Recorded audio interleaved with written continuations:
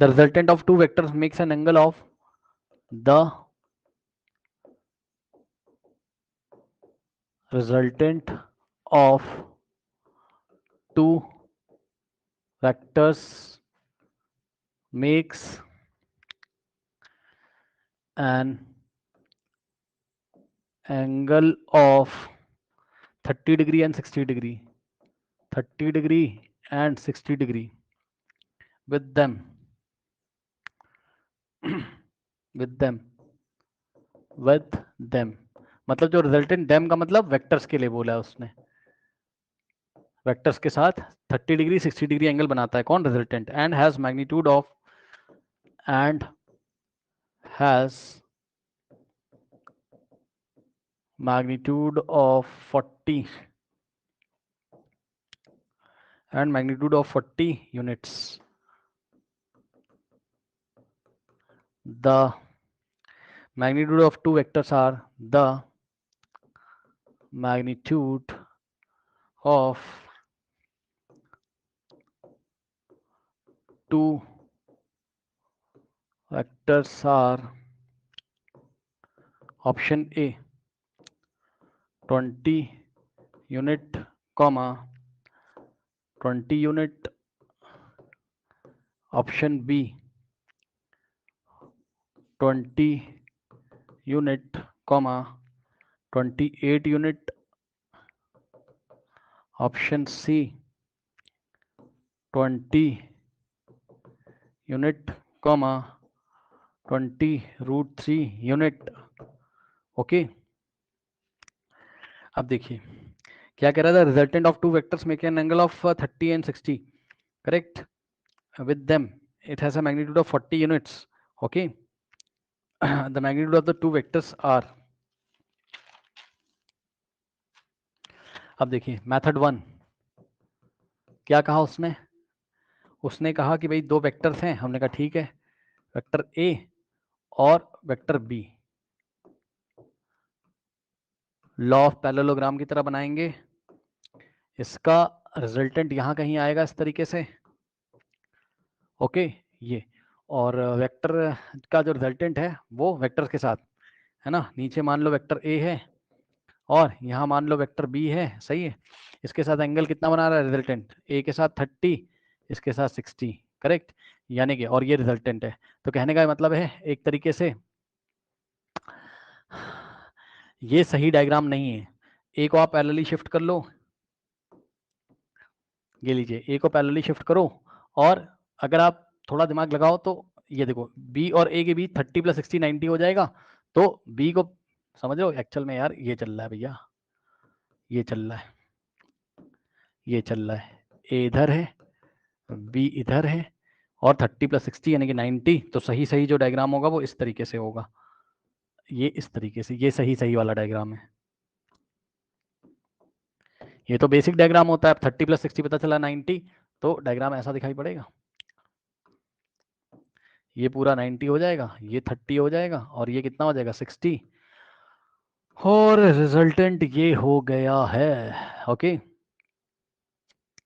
सही है, रिजल्टेंट ये हो गया, ठीक। अब आप एक काम करोगे क्या, अब आप एक काम करोगे, पूछा उसने magnitude of two vectors are, हाँ ए और बी का मैग्नीट्यूड बताने हैं ना, तो हम एक काम कर सकते हैं, रिजल्टेंट की वैल्यू दी है कितनी 40, ठीक, तो हम क्या करेंगे, चलो इस रिजल्टेंट को हम क्या कर लें, इस रिजल्टेंट को हम अगर इसके रिजल्टेंट के कंपोनेंट निकाल लें अगर हम, मान लो है ना, तो क्या बात आएगी, रिजल्टेंट के कंपोनेंट निकाल कुछ बात आएगी, हाँ तो जानी चाहिए रिजल्टेंट का,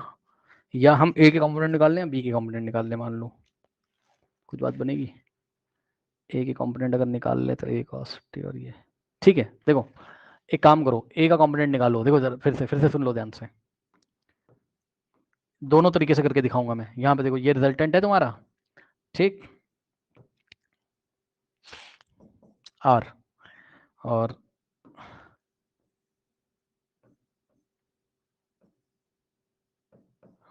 ए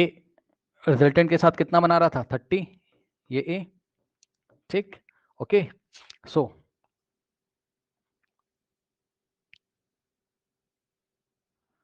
इस ट्राइंगल में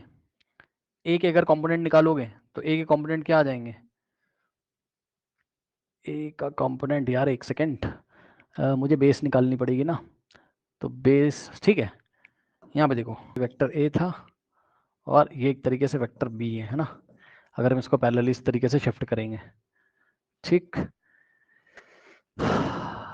ए का कंपोनेंट निकालो,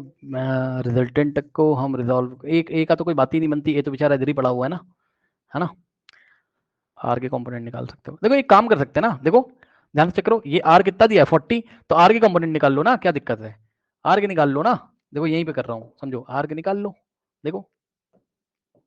देखो 30 डिग्री के लिए आर के कंपोनेंट निकाल लो, आर कितना 40, तो इसका एक्स कंपोनेंट कितना आएगा इधर, इसका एक्स कंपोनेंट कितना आएगा आर का, आर आर की बात कर रहा हूँ भैया मैं, आर की, ठीक, आर की मैं बात कर रहा हूँ, तो ये हॉरिजॉन्टल से 30 बना रहा है, तो इधर क्या आएगा बताओ, आर कॉस 40, सही है, और इसका वर्टिकल कंपोनेंट कितना आएगा, यानी कि वाई एक्सिस के लॉन्ग कंपोनेंट कितना आएगा, आर साइन, नहीं 40 क्यों, 40 क्यों, एक सेकेंड, इधर आएगा आर कॉस 30, सही है, और इधर क्या आएगा आर साइन 30,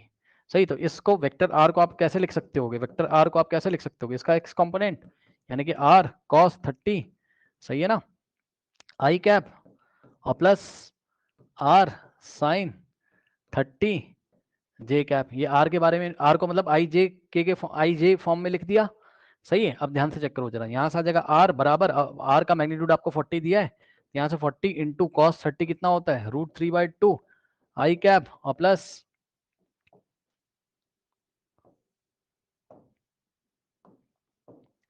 यहाँ से होगा आर कितना 40 साइन 30 कितना होता है 1/2